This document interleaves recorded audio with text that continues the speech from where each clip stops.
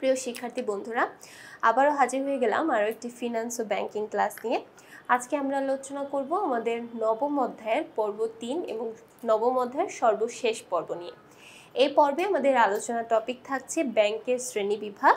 আমরা কিন্তু পাঠ্য বইয়ে ব্যাংকের শ্রেণীবিভাগ থেকে অনেকগুলো ব্যাংকের ধরন সম্পর্কে পড়েছি। তো প্রত্যেকটা ব্যাংকের ধরন সম্পর্ক থেকে কি টাইপের বহু নির্বাচনী প্রশ্ন থাকতে পারে সেগুলো নিয়েই আজকে আলোচনা করব। তাহলে আজকে আমাদের প্রথম যে প্রশ্নটা থাকছে সেটি হচ্ছে, নিচের কোন সেবাটির জন্য গ্রাহক ব্যাংককে নির্দিষ্ট পরিমাণে ভাড়া প্রদান করে থাকে? নির্দিষ্ট পরিমাণে ভাড়া প্রদান করা হয়ে থাকে। আমরা জানি ইসলামী ব্যাংকিংয়ের একটা সেবা হচ্ছে ইজারা। তো এই ইজারার মধ্যেই মূলত গ্রাহক ভাড়া প্রদান করে থাকে। যেই সম্পত্তি বা যেই বিষয়টা তারা ব্যবহার করে সেই ব্যবহার বাবদ ভাড়া প্রদান করে থাকে। তারপর আমরা একটা উদ্দীপক দেখি। সম্প্রতি আমাদের দেশের গ্রামেগঞ্জে মহিলা উদ্যোক্তাদের সুবিধার্থে ইকো ব্যাংকিং নামে একটি মহিলা ব্যাংকিং কার্যক্রম নতুনভাবে চালু করার কথা ভাবছেন। এখন দেখো 46 নং প্রশ্নে বলা হচ্ছে, উদ্দীপকের ব্যাংকিং কার্যক্রম কোন ব্যাংকিং শ্রেণীবিভাগের অন্তর্ভুক্ত? এই যে মহিলা ব্যাংকিংয়ের কথা বলা হয়েছে, মহিলা ব্যাংকিং হচ্ছে বিশেষ গ্রাহক ভিত্তিক একটি ব্যাংকিং। 47 নং প্রশ্ন, মহিলাদের এই বিশেষায়িত ব্যাংক স্থাপনের মূল উদ্দেশ্য কি? মহিলাদের জন্য এই বিশেষায়িত ব্যাংক স্থাপনের মূল উদ্দেশ্য হলো তাদেরকে সঞ্চয়ে উৎসাহিত করা। মহিলাদেরকে সঞ্চয়ে উৎসাহিত করা। আরও একটা উদ্দীপক আমরা দেখি। নীল ব্যাংক লিমিটেড তার হাতে অর্থ না রেখে সম্পূর্ণ অর্থ উৎপাদনশীল খাতে ঋণদান করেন। ফলে ব্যাংকটি গ্রাহক সেবা দিতে এবং সময় মতো পাওনাদারদের অর্থ পরিশোধে ব্যর্থ হয়। একসময় ব্যাংকটি ক্ষতির সম্মুখীন হয়ে থাকে। উদ্দীপকে বর্ণিত ব্যাংকটি ব্যাংকিং ব্যবসায়ের কোন নীতিটি লঙ্ঘন করেছে?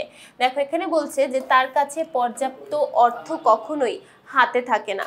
তো আমাদের হাতে যদি পর্যাপ্ত অর্থ না থাকে তাহলে আমরা বিভিন্নভাবে তারল্য ঘাটতির সম্মুখীন হব।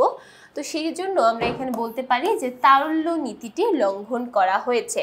পরবর্তী প্রশ্ন 49 নং প্রশ্ন, উদ্দীপকে বর্ণিত ব্যাংকটির মূলনীতি হলো কর্মসংস্থান সৃষ্টি, মুনাফা নীতি, তারল্য নীতি। কর্মসংস্থান সৃষ্টি করা কখনোই কোনো ব্যাংকের নীতির মধ্যে পড়ে না, তবে নীতির মধ্যে যেটি পড়ে মুনাফা নীতি এবং তারল্য নীতি। 50, ধর্মীয় দৃষ্টিকোণ ভিত্তিক একটি ব্যাংক কর্তৃক ঋণগ্রহীতাকে গাড়ি, যন্ত্রপাতি ইত্যাদি ক্রয়ের জন্য ঋণ সরবরাহ করাকে কি বলে? এখানে ধর্মীয় দৃষ্টিকোণ ভিত্তিক বলতে ইসলামী ব্যাংককে বোঝানো হয়েছে। এখন ইসলামী ব্যাংক এই গাড়ি, যন্ত্রপাতি ইত্যাদি ক্রয়ের জন্য যখন ঋণ সরবরাহ করে, এই সার্ভিসটার নাম, এই সেবাটার নামকে আমরা বলে থাকি মুরাবাহা। তারপর 51 নং প্রশ্ন, বৈদেশিক মুদ্রা বিনিময়ের জন্য কোন ব্যাংক প্রতিষ্ঠিত হয়? বৈদেশিক মুদ্রা বিনিময়ের জন্য সাধারণত বিনিময় ব্যাংক প্রতিষ্ঠিত হয়। যেহেতু বলাই হয়েছে বিনিময়ের জন্য, তাহলে আমরা এভাবেই মনে রাখবো, যখন বিনিময়ের কথা বলা হবে তখন হবে বিনিময় ব্যাংক। এরপর চলে যাচ্ছি 52 নং প্রশ্ন, নিম্নের কোন ব্যাংক গ্রাহকদের বাকিতে পণ্য ক্রয়ের সুবিধা দেয়? বাকিতে পণ্য ক্রয়ের সুবিধা দেওয়া হয় ভোক্তা ব্যাংক থেকে। ভোক্তা ব্যাংক বাকিতে পণ্য ক্রয়ের সুবিধা দেয় ক্রেডিট কার্ড ইস্যুর মাধ্যমে। তারপর আরও একটা উদ্দীপক আমরা দেখছি। মিসেস তানহা একজন শিক্ষিকা, তিনি আধুনিক ব্যাংকিং সুযোগ সুবিধা সম্বন্ধে অভিজ্ঞ। তাই তিনি ব্যাংকের প্রয়োজনীয় কাজগুলো নিজেই করেন, ফলে ব্যাংকের সকল সুবিধাগুলো ভোগ করতে পারেন। 53 নং প্রশ্নে বলা হচ্ছে, মিসেস তানহা গ্রাহক ভিত্তিক ব্যাংকিং সুবিধার কোনটির আওতাভুক্ত?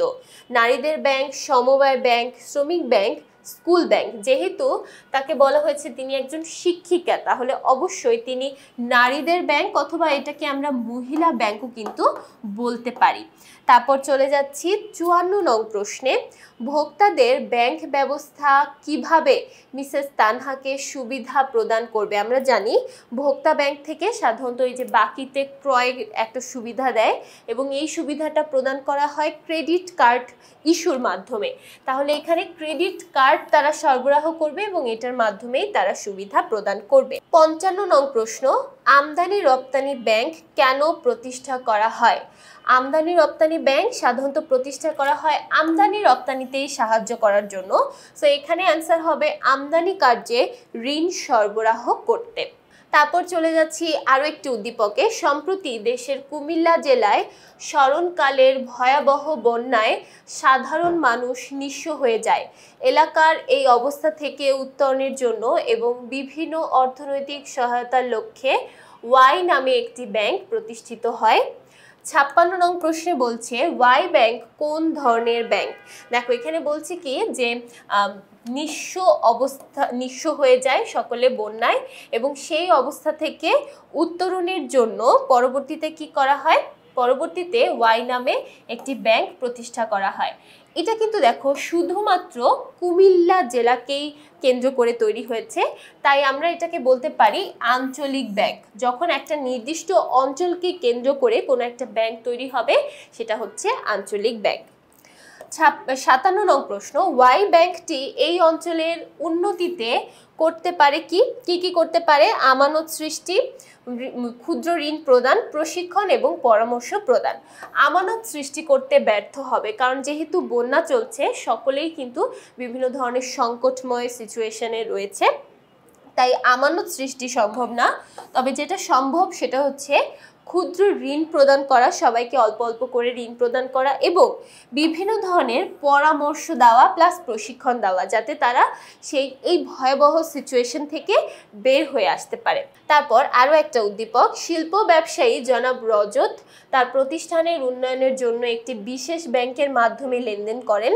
তিনি কারখানা সম্প্রসারণের জন্য উক্ত ব্যাংক থেকে ঋণ গ্রহণ করেন। 58 নং প্রশ্ন, রজত কোন ব্যাংকের মাধ্যমে লেনদেন করেন। দেখো যেহেতু সে কারখানা সম্প্রসারণের কথা বলা হয়েছে, কারখানা শুধুমাত্র শিল্প প্রতিষ্ঠানগুলোতেই সম্ভব হয়, আর একটা শিল্প প্রতিষ্ঠানকে ঋণ দেওয়া এবং শিল্প প্রতিষ্ঠানের উন্নয়নে কাজ করে থাকে শিল্প ব্যাংক। 59 নং প্রশ্ন, জনাব রজতের ব্যাংকটি ভূমিকা রাখে। যেহেতু এখানে ব্যাংকটা হচ্ছে শিল্প ব্যাংক, তাহলে শিল্প ব্যাংকটা অবশ্যই শিল্পের উন্নয়নেই কাজ করবে। তারপর 60 নং প্রশ্ন, নিচের কোন ব্যাংকটি মালিকানা ভিত্তিক শ্রেণীকরণ। মালিকানা ভিত্তিক শ্রেণীকরণের মধ্যে আছে সমবায় ব্যাংক। তারপর 61 নং প্রশ্ন, কার্যভিত্তিক শ্রেণীকরণের অন্তর্ভুক্ত ব্যাংক কোনটি। কার্যভিত্তিক শ্রেণীকরণের মধ্যে সাধারণত আছে কি বাণিজ্যিক ব্যাংক, কেন্দ্রীয় ব্যাংক, বিশেষায়িত ব্যাংক, তারপরে পরিবহন ব্যাংক, বিনিময় ব্যাংক, বিনিয়োগ ব্যাংক। তাহলে এখানে অ্যান্সারটা হবে বিনিময় ব্যাংক। 62 বিডিবিএল। বিডিবিএল বলতে বোঝানো হয়েছে বাংলাদেশ ডেভেলপমেন্ট ব্যাংক লিমিটেড। তাহলে বাংলাদেশ ডেভেলপমেন্ট ব্যাংক লিমিটেডই একমাত্র বাংলাদেশের শিল্প ব্যাংক। তারপর আরেকটা উদ্দীপক আমরা দেখি, সাদমান মালয়েশিয়ায় পড়াশোনা করতে গিয়ে লক্ষ্য করলো সেখানে শিক্ষার্থীদের সঞ্চয়ের জন্য একটি বাক্স সরবরাহ করা হয়, শিক্ষার্থীরা এতে টাকা পয়সা জমা করে থাকে।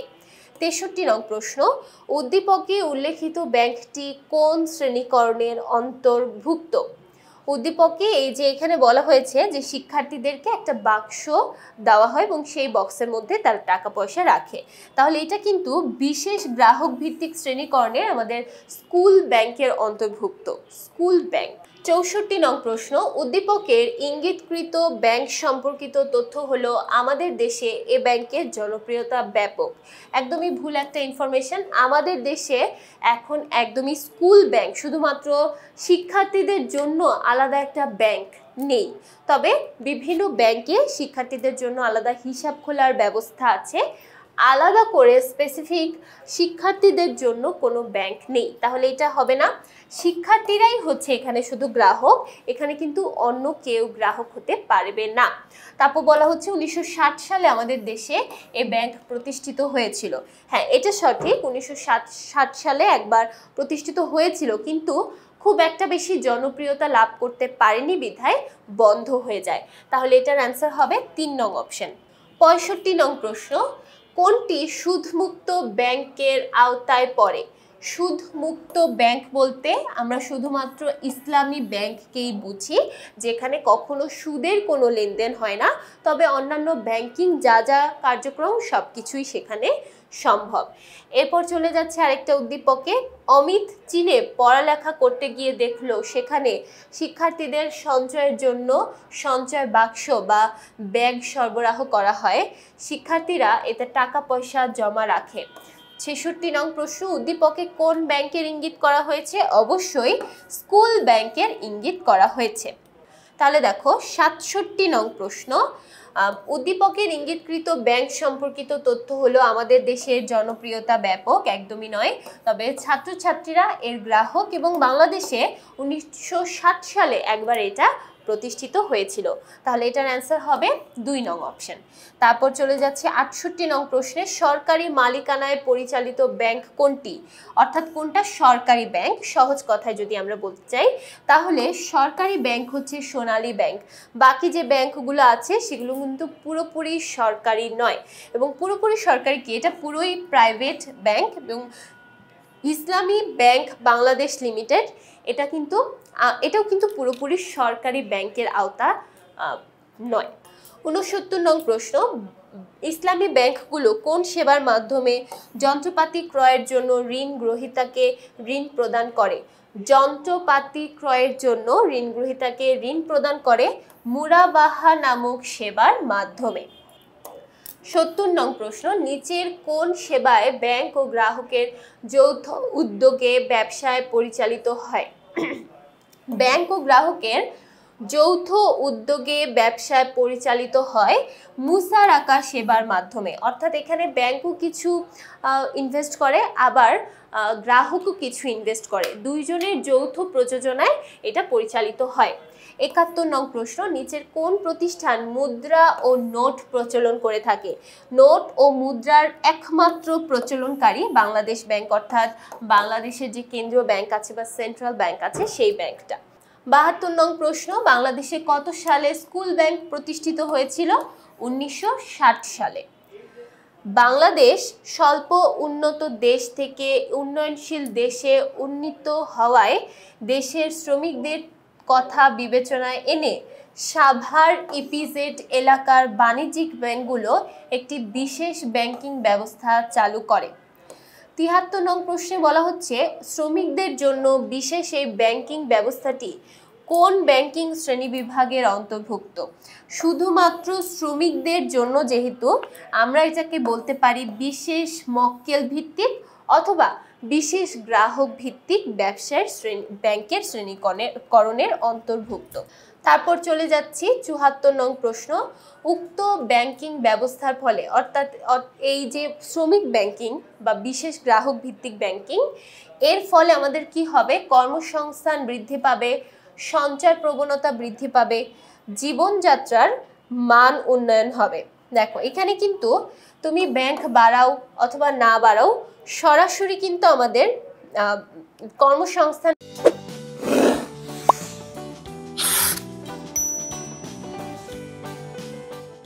তৈরি হতে পারবে না, তবে শ্রমিকদের মধ্যকার যে সঞ্চয় প্রবণতা সেটা এখানে বৃদ্ধি পাবে এবং শ্রমিকদের জীবনযাত্রার মান আস্তে আস্তে আরো উন্নত হতে থাকবে। তাহলে এখানে অ্যান্সার হবে 3 নং অপশন। তারপর চলে যাচ্ছি 75 নং প্রশ্নে। 75 নং প্রশ্নে বলা হচ্ছে, রাজশাহী কৃষি উন্নয়ন ব্যাংক, যেহেতু বলেই দেওয়া হয়েছে রাজশাহী, শুধুমাত্র রাজশাহীতেই এটা আছে, অন্য কোনো এলাকাতে নেই, তাহলে রাজশাহী কৃষি উন্নয়ন ব্যাংক একটা আঞ্চলিক ব্যাংক। 76 নং প্রশ্ন, উন্নত দেশগুলোতে কোন ব্যাংক ব্যাপক জনপ্রিয়তা অর্জন করেছে? উন্নত বিশ্বগুলোতে সাধারণত স্কুল ব্যাংকটা খুবই প্রচলিত, স্কুল কলেজের শিক্ষার্থীরা এই ব্যাংকগুলোতে রেগুলার তাদের লেনদেনগুলো করে থাকে। 77 নং প্রশ্ন, কোন ব্যাংক নোট ও মুদ্রা প্রচলন করে? অবশ্যই কেন্দ্রীয় ব্যাংক, একমাত্র কেন্দ্রীয় ব্যাংকই এটা করতে পারবে। 78 নং প্রশ্ন, দেশে মুদ্রা বাজার নিয়ন্ত্রণ করে? দেশে মুদ্রা বাজার নিয়ন্ত্রণ করে কে? বাণিজ্যিক ব্যাংক কখনোই মুদ্রা বাজার নিয়ন্ত্রণ করতে পারবে না। মুদ্রা বাজার নিয়ন্ত্রণ করে থাকে সরকার এবং কেন্দ্রীয় ব্যাংক। সরকার এবং কেন্দ্রীয় ব্যাংক মিলে এটা করে থাকে। ৭৯ নং প্রশ্ন, কোন ব্যাংক জামানতবিহীন ঋণ দেয়? কোন ব্যাংক জামানতবিহীন ঋণ দেয়? কৃষি ব্যাংক, বন্ধকি ব্যাংক, গ্রামীণ ব্যাংক, ক্ষুদ্র কুটির শিল্প ব্যাংক। সাধারণত গ্রামীণ ব্যাংক জামানতবিহীন ঋণ দিয়ে থাকে। গ্রামীণ ব্যাংক জামানতবিহীন ঋণ দিয়ে থাকে। ৮০ নং প্রশ্নে বলছে নিচের কোনটি বিশেষায়িত ব্যাংক? অথবা এই প্রশ্নটা এভাবেও চলে আসতে পারে, বিশেষায়িত আর্থিক প্রতিষ্ঠান কোনটি? এখানে কৃষি ব্যাংক অথবা শিল্প ব্যাংক এরা হচ্ছে বিশেষায়িত ব্যাংক অথবা বিশেষায়িত আর্থিক প্রতিষ্ঠান। ৮১ নং প্রশ্ন, নিচের কোনটি বিশেষায়িত ব্যাংকের কাজ? নিচের কোনটি বিশেষায়িত ব্যাংকের কাজ? জামানতবিহীন ঋণ প্রদান করা, তারপর বৈদেশিক মুদ্রা বিনিময় করা, আমদানি রপ্তানিতে সাহায্য করা, এরপর বলছে কোনো বিশেষ অঞ্চলে উন্নয়ন করা। বিশেষায়িত ব্যাংকগুলো সাধারণত ম্যাক্সিমাম ক্ষেত্রে যেটা করে জামানতবিহীন ঋণ প্রদান করে, জামানত ছাড়াই তারা ঋণগুলো প্রদান করে থাকে। এরপর আরও একটা উদ্দীপক, লাভ লোকসান সমহারে বন্টনের শর্তে ইসলামী শরিয়া ভিত্তিক একটি বাণিজ্যিক ব্যাংক জনাব রহিমকে ৫ লক্ষ টাকা বিনিয়োগ করেন। ৮২ নং প্রশ্ন, জনাব রহিম ব্যাংকের কোন সেবা গ্রহণ করেছেন? আচ্ছা, এখানে বলছি কি লাভ লোকসান সমহারে বন্টনের শর্তে, এখানে সে লাভ লোকসান সমহারে বন্টন করবে এই শর্তে সে কি করেছে যৌথভাবে, এখানে গ্রাহক, রহিম এবং ব্যাংক যৌথভাবে বিনিয়োগ করছে। তাহলে যৌথভাবে বিনিয়োগ করার যে সুবিধাটা সেটাকে আমরা বলে থাকি মুসারাকা। তারপর ৮৩ নং প্রশ্ন, বাজার অর্থনীতিতে কয়টি প্রশ্নের উত্তর বাজার থেকে নিতে হয়? বাজার অর্থনীতিতে আমরা যখন বিনিয়োগ করতে চাই আমাদের 4টি প্রশ্ন বাজার থেকে নিতে হয়। আরও একটি উদ্দীপক, জনাব কিরণ একটি ব্যাংকের ব্যবস্থাপনা পরিচালক। ব্যাংকটি সম্প্রতি অনলাইন ব্যাংকিং সেবা চালু করেছে। উক্ত ব্যাংকের আলাদা কোনো সত্তা নেই। অনলাইন ব্যাংকিং সেবা শুধুমাত্র যারা শাখা ব্যাংক আছে তারাই চালু করতে পারে, কারণ অনলাইন ব্যাংকিং মানে হচ্ছে যে কোনো শাখা থেকে যে কোনো সময় তোমার সার্ভিস নেওয়ার একটা টেন্ডেন্সি। ৮৫ নং প্রশ্ন, উপরিউক্ত ব্যাংকটি বাংলাদেশে প্রচলিত কোন ব্যাংকের সাথে সাদৃশ্যপূর্ণ? বাংলাদেশে কোন ব্যাংকের সাথে সাদৃশ্যপূর্ণ? বাংলাদেশে জনতা ব্যাংক, সোনালী ব্যাংক দুইটারই কিন্তু অনেকগুলো শাখা পুরো দেশ জুড়ে আছে। বাংলাদেশে তেমন কোনো গ্রুপ ব্যাংক নেই, তাই আমরা এখানে বলতে পারি অ্যান্সার হচ্ছে প্রথম দুইটি। তারপর চলে যাচ্ছি ৮৬ নং প্রশ্নে। ৮৬ নং প্রশ্নে বলা হচ্ছে বৈদেশিক লেনদেন নিষ্পত্তির জন্য কোন ব্যাংক প্রতিষ্ঠিত হয়েছে? বৈদেশিক লেনদেন নিষ্পত্তির জন্য, অথবা এটাকে আমরা বলতে পারি বৈদেশিক বিনিময়। দেখো, লেনদেন নিষ্পত্তি, বৈদেশিক বিনিময় কিন্তু একই কথা, তাহলে এটার অ্যান্সার হবে বিনিময় ব্যাংক। ৮৭, যে ব্যাংকের একাধিক শাখা থাকে তাকে আমরা শাখা ব্যাংকিং বলে থাকি, যেখানে অনেকগুলো শাখা থাকবে। এখন এই শাখাটা বিভিন্ন জায়গায় থাকতে পারে। তারপর ৮৮ নং প্রশ্ন, লাভ লোকসান সমবন্টনের কথা বলা হয়েছে কোথায়? লাভ লোকসান সমবন্টনের কথা বলা হয়েছে মুসারাকায়। ঠিক আছে, লাভ লোকসান সমহারে বন্টনের কথা বলা হয়েছে মুসারাকা নামক সেবার মধ্যে। আরও একটা উদ্দীপক, সম্প্রতি আমাদের দেশে তৈরি পোশাক শিল্পের ব্যাপক প্রসার ঘটায়। এই শিল্পের শ্রমিকদের উন্নতিকল্পে গাজীপুরের পোশাক শিল্প এলাকায় লেবার ওয়েলফেয়ার ব্যাংক নামে একটি নতুন ব্যাংক চালু হতে যাচ্ছে।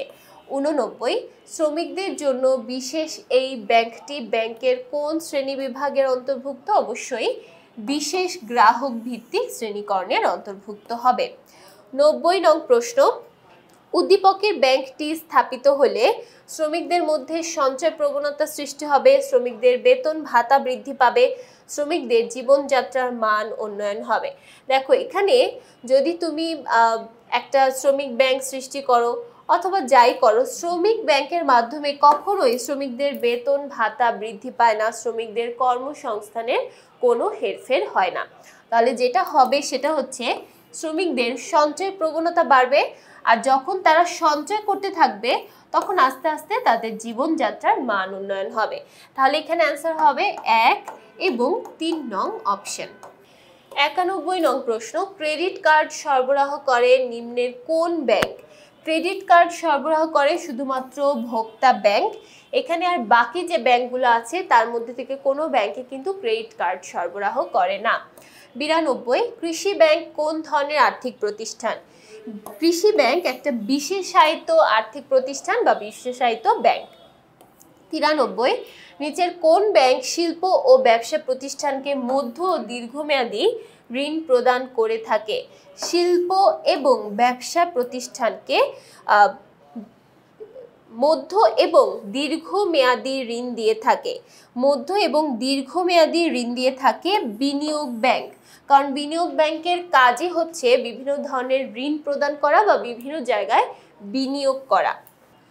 94 নং প্রশ্ন, মুদ্রা বাজার নিয়ন্ত্রণে কেন্দ্রীয় ব্যাংককে কে সাহায্য করে? মুদ্রা বাজার নিয়ন্ত্রণ করে থাকে কেন্দ্রীয় ব্যাংক, কিন্তু কেন্দ্রীয় ব্যাংককে এক্ষেত্রে সাহায্য করে থাকে বাণিজ্যিক ব্যাংক। 95, বিনিয়োগ ব্যাংকের কাজ কি?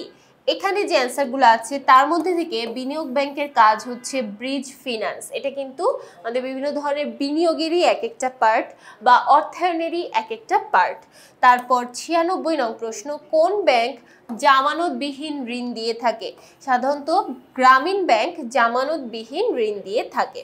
97, কোনটি বিশেষায়িত ব্যাংক অথবা কোনটি বিশেষায়িত আর্থিক প্রতিষ্ঠান? এখানে কৃষি ব্যাংক অথবা দেখো এই প্রশ্নটা কিন্তু কৃষি ব্যাংক না থেকে শিল্প ব্যাংকও থাকতে পারে। যেটাই থাকুক, কৃষি এবং শিল্প ব্যাংক এই দুইটাই হচ্ছে বিশেষায়িত ব্যাংক বা বিশেষায়িত আর্থিক প্রতিষ্ঠান। তারপর চলে যাচ্ছি 98 নং প্রশ্ন। 98 নং প্রশ্নে বলা হচ্ছে নিচের কোনটি বিশেষায়িত ব্যাংকের কাজ? বিশেষায়িত ব্যাংক বলতে আমরা কৃষি বা শিল্প ব্যাংককে বুঝে থাকি। এখন এই কৃষি বা শিল্প ব্যাংকের কাজ কোনটি? মূলত এরা জামানতবিহীন ঋণ প্রদান করে থাকে। জামানতবিহীন বিভিন্ন ঋণ প্রদান করে থাকে যারা গ্রাহক আছে এবং যারা কৃষিতে বিনিয়োগ করতে চায় বা যারা বিভিন্ন শিল্প খাতে বিনিয়োগ করতে চায় তাদেরকে তারা ঋণ প্রদান করে থাকে। তারপর আমরা একটা উদ্দীপক দেখে নিই। লাভ লোকসান সমহারে বন্টনের শর্তে ইসলামী শরিয়া ভিত্তিক একটি বাণিজ্যিক ব্যাংক জনাব রহিমকে 5 লক্ষ টাকা বিনিয়োগ করেন। 99 নং প্রশ্ন, জনাব রহিম ব্যাংকের কোন সেবা গ্রহণ করেছে? দেখো এখানে বলেছে লাভ লোকসান সমহারে বন্টনের শর্তে তারা দুইজনে মিলে কি করলো, এখানে যৌথভাবে বিনিয়োগ করলো। তাহলে এখানে অ্যান্সারটা হবে কি? অ্যান্সারটা হবে মুসারাকা। তারপর 100, বাজার অর্থনীতিতে আমাদের কয়টি প্রশ্নের উত্তর জানতে হয় বা কয়টি প্রশ্নের উত্তর বাজার থেকে নিতে হয়? অ্যান্সারটা হবে 4টি। টোটাল 4টি প্রশ্নের উত্তর, অর্থাৎ বাজারে কখন কোথায় কি ধরনের চাহিদা আছে, বাজারে কোন ধরনের পণ্য বেশি প্রচলিত, এই সম্পর্কিত 4টি প্রশ্নের উত্তর আমাদের বাজার থেকে সংগ্রহ করতে হয়। তারপর চলে যাচ্ছি পরবর্তী প্রশ্ন 101 নং প্রশ্ন, মুদ্রা বাজার নিয়ন্ত্রণে কেন্দ্রীয় ব্যাংককে কে সাহায্য করে? বাণিজ্যিক ব্যাংক। 102, ক্রেডিট কার্ড সরবরাহ করে নিচের কোন ব্যাংক? ক্রেডিট কার্ড সরবরাহ করে থাকে অবশ্যই ভোক্তা ব্যাংক। 103 নং প্রশ্ন, কৃষি ব্যাংক কোন ধরনের আর্থিক প্রতিষ্ঠান? কৃষি ব্যাংক অথবা এখানে কিন্তু শিল্প ব্যাংকও থাকতে পারে। কৃষি ব্যাংক এবং শিল্প ব্যাংক এরা হচ্ছে বিশেষায়িত আর্থিক প্রতিষ্ঠান, অর্থাৎ শুধুমাত্র বিশেষ খাত, এই যে কৃষি খাত বা শিল্প খাত, শুধুমাত্র এই একটা খাত নিয়েই তারা কাজ করে, তাই তাদেরকে বিশেষায়িত ব্যাংক বা বিশেষায়িত আর্থিক প্রতিষ্ঠান বলা হয়। এরপর চলে যাচ্ছি পরবর্তী প্রশ্ন 104 নং প্রশ্ন, নিচের কোন ব্যাংক শিল্প এবং ব্যবসা প্রতিষ্ঠানকে মধ্য এবং দীর্ঘমেয়াদী ঋণ প্রদান করে থাকে? মধ্য এবং দীর্ঘমেয়াদী ঋণ প্রদান করে থাকে অবশ্যই শিল্প এবং ব্যবসায় প্রতিষ্ঠানকে। তাহলে এটার অ্যান্সার হবে কি? বিনিয়োগ ব্যাংক। কারণ বিনিয়োগ ব্যাংকের কাজই হচ্ছে বিভিন্ন ধরনের ঋণ প্রদান করা। এখন এই ঋণ প্রদানগুলো সাধারণত শিল্প এবং ব্যবসা প্রতিষ্ঠানকেই তারা করে থাকে। তাহলে এই ছিল আমাদের ব্যবসার শ্রেণী বিভাগ সম্পর্কিত অনেকগুলো বহু নির্বাচনী প্রশ্নের আলোচনা। আশা করছি প্রত্যেকটা প্রশ্নই সবাই বুঝতে পেরেছো এবং সবাই আয়ত্ত করতে পেরেছো। তো পরবর্তী পর্বগুলো দেখার জন্য সবাইকে আবারও আমন্ত্রণ জানাচ্ছি। সবাইকে ধন্যবাদ।